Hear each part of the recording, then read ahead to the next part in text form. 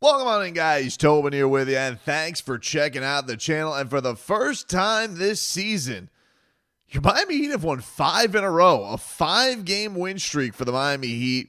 Absolutely smoking the Washington Wizards 120-94, led by Bam Adebayo in the first half and Tyler Herro in the second half, just putting an absolute drubbing on a team that is, hey, we had a little flirtation with the tank there, with the Army helmet out, and, perhaps I wasted my $50 on Amazon. However, that team can tank. I mean, the Wizards, yeesh, that team is some kind of awful. But Miami did what they had to do. It's a little thing you like to call TCB.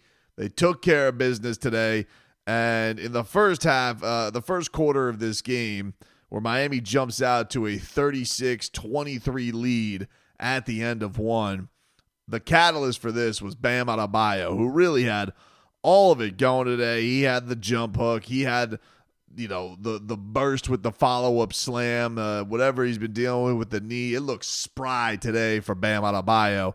He was jumping all over the place. He had one of the rare 3 balls in the first quarter today for Miami and was just hitting everything. He started off this game 16 points, 7 of 10. He started 7 of 8. He took a couple of threes late, but he started the first quarter 7 of 10 from the field and got this game really off to a great start. Second quarter, you can tell Miami kind of fell into the laissez-faire laziness that is a Wizards game. You didn't have the full effort, the full juice. You're like, all right, we know what this is, and we know that Miami is dealing with a team here that's not able to really punch at anybody's weight class. They're trying to just coast through it. All you're gonna really deal with is some, Jordan Poole chicanery. Second quarter, you did get a sick alley-oop from Pelle Larsson to Bam Adebayo, and we did get some Jaime Jaquez Jr. playing time, as we did get Terry Rozier. Should be noted in this game, Davion Mitchell was a late scratch in this one with a stomach illness. This has been a ravaging season for stomach issues. I mean, Jaime, Davion, Jimmy, when he said he was sick, Duncan Robinson, Tyler Herro. I mean, people have been getting sick on this team. It's been I think Andrew Wiggins even had it at one point, being here for like 3 seconds. So Davion was the late scratch, which allowed Jaime Jaquez and Terry Rozier to get some playing time, which actually seemed to be a little bit value there in the fourth quarter when this game was pretty much put to bed. But Bam went into halftime. He had 20 points. Tyler Herro had 12. He would really, really crank things up there, especially in the third quarter. The only thing that was of note, really, this was a parade in the paint for Miami. Not a great three-point shooting night. They were 3 of 17 in the first half of this game. The third quarter starts this game, and it can only be described as, wow, Wizards. Because it's like the Wizards missed an alley-oop. The Heat get it back, then they turn it over. Jordan Poole misses a dunk. Ware saves it, but sends it right to Alex Sarr, who misses a bunny, and then he fouls Alec Burks. Tough night for the young big men tonight. Alex Sarr and Kel'el Ware in all kinds of foul trouble today, so Kel'el had a little bit of a shaky outing. It did end with an exclamation point as he dunked it right on the number 2 overall pick's head, so that was pretty awesome. But it was a tough night to get going for either one of these guys out there. You did not see a lot of action, so you got Haywood Highsmith in there a little bit. The story of the third quarter, where the Heat really took control of this game, was I thought Pelle Larsson. Pelle Larsson in this one, man, he was just so pretty finding his way to the rim. Back-to-back cuts. He found his way from Bam Adebayo and Haywood Highsmith finding him, just playing so hard and such great effort. Tyler Herro would cap off a 10-2 Heat run with the classic baby float. Wizards would call timeout. It was getting out of hand. They were up 18 at this point. They come out of the timeout. Pella with a little give and go from Tyler to extend things up for him. He would get up to 15 points. Tyler Herro, this is really when he started getting going, getting to the rim with ease. And all you really had on the other side of it was Jordan Poole, who was hitting ridiculous three-point shots. I mean, it was one of those things today where it's like that's pretty much all they had going. What did he finish? I think he finished with 35 on the night, 7 of 13 from downtown. He even got an and one. He had like a steal and score on Pella and like was mocking Pella because Pella fell for the pump fake. And you can kind of see with Jordan Poole, like this guy is a very annoying player. He's basically like LaMelo Ball with a ring. Maybe that's disrespectful, but he actions like that are like, you can see why Draymond maybe wanted to punch him in the face. And also, it reminded me that Jordan Poole was the guy that caused the Eric Spoelstra Jimmy Butler fight back a few years back, where he hits the one-legged three, ironically enough, in front of the Heat bench, which led to some infighting because they didn't feel like the Heat were defending hard enough. And, these things all were just crossing through my mind as Jordan Poole was just basically shooting threes out of his ass.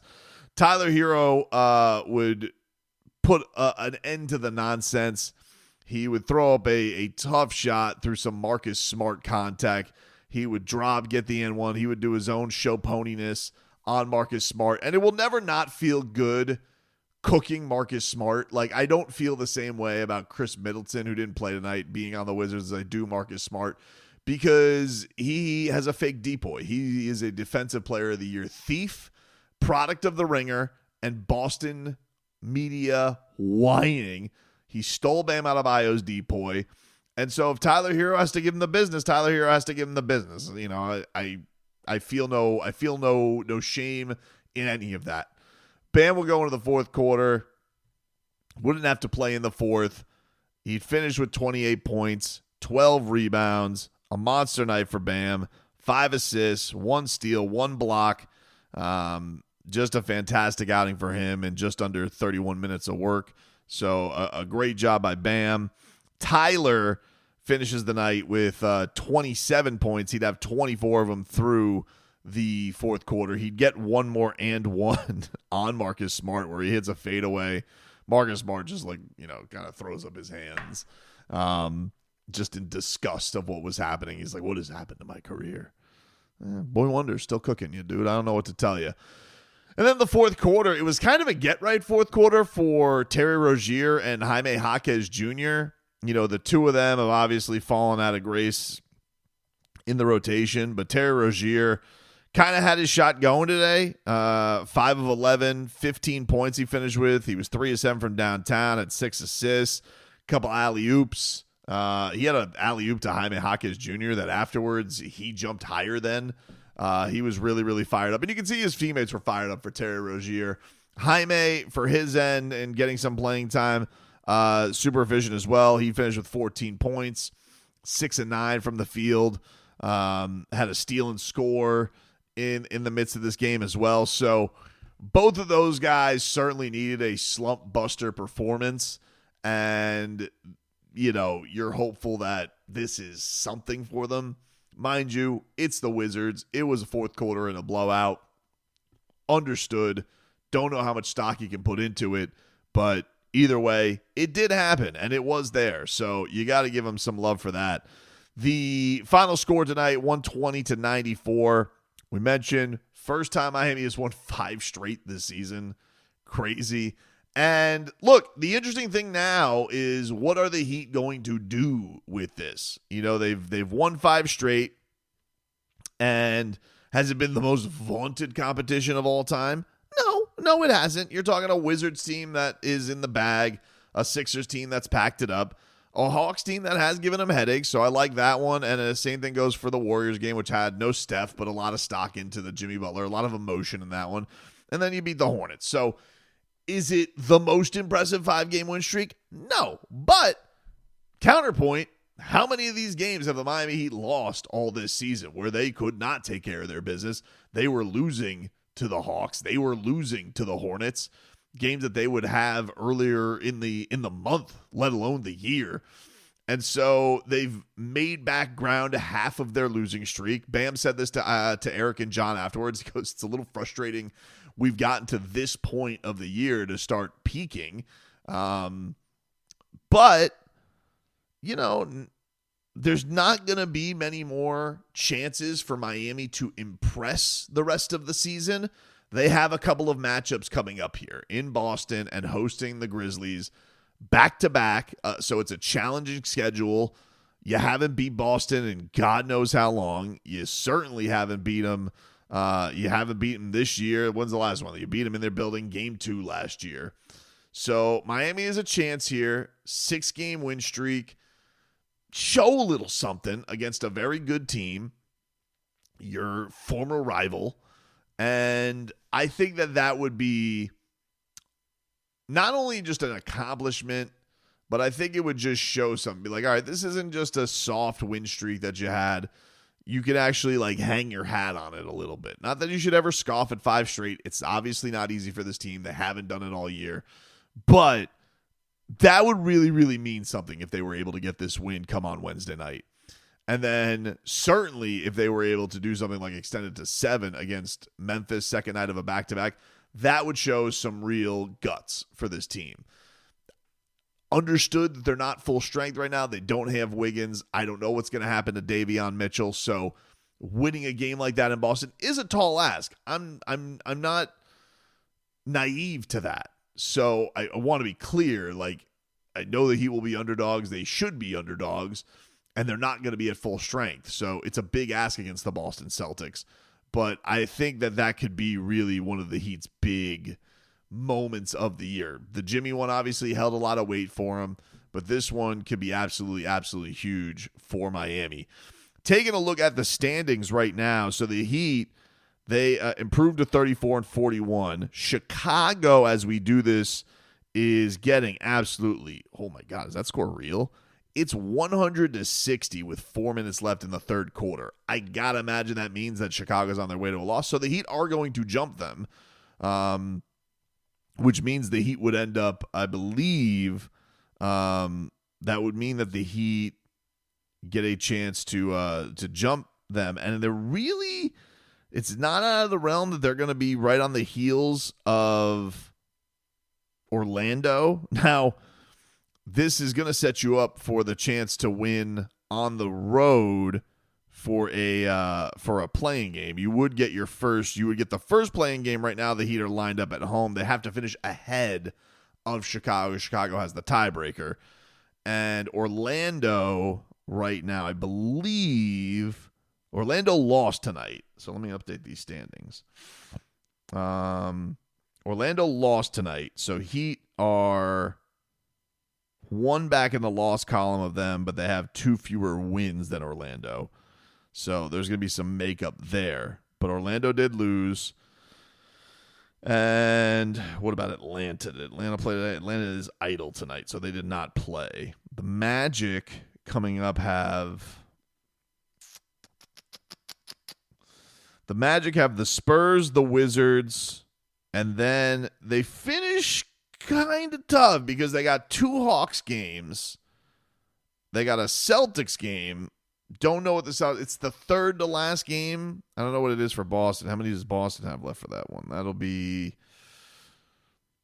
third. It's kind of like the last because they got 2 Hornets games to end the season. So maybe that's like the last tune-up for Boston. Although if Boston sees it as a potential matchup in the playoffs, maybe they hold a lot of guys back. It's a little hard to read on what's going to happen with Orlando the rest of the year. But they do have those 2 Hawks matchups. Miami also has a pretty forgiving schedule after this Boston game. They have the Memphis game. You got Milwaukee, who's obviously dealing with a lot of losing right now. They lose Damian Lillard. They've lost 4 straight. They got the Suns tomorrow, who won't have KD. And then after that, the Heat schedule is like, I think it's like New Orleans. There's a Washington. Let me just get the schedule. I'm tired of guessing. So the Heat finished the week. They got Boston, Memphis, Milwaukee. Then they got Philadelphia, Chicago, New Orleans, who just announced they've shut down Zion and CJ McCollum for the year, and then they finish with the Wizards on an afternoon game.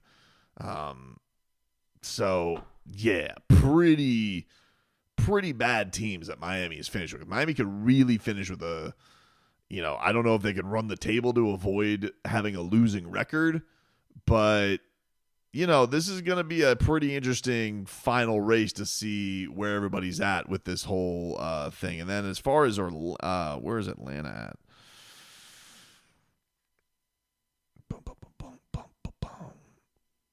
Yeah, and Atlanta's pretty comfortable, I would say. They're 38.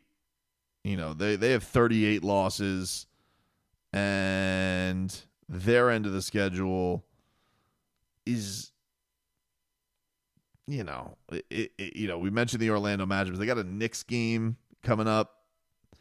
Portland, is kind of falling back to earth after having their little hot run. Dallas is getting AD back, so maybe Atlanta has a run here, but then they got some Orlandos and Brooklyns and some Utahs in there as well. So that's why that's why Wednesday is going to be an interesting matchup for Miami against Boston to see if they could really make a run and put this at a spot where they end up as a chance to win and get in the 7 or get in if they could favorably not have 2 road games. But there's still a lot of chips that have to fall where they may. For now, Miami's rolling. They get a win against the Wizards, who suck. But everybody had really good performances tonight. So there's not all, other than Khalil Ware's foul trouble and the lack of 3-point shooting, there really wasn't anything that Miami missed on tonight. And, it was good to see them kind of take it to them right from the get-go.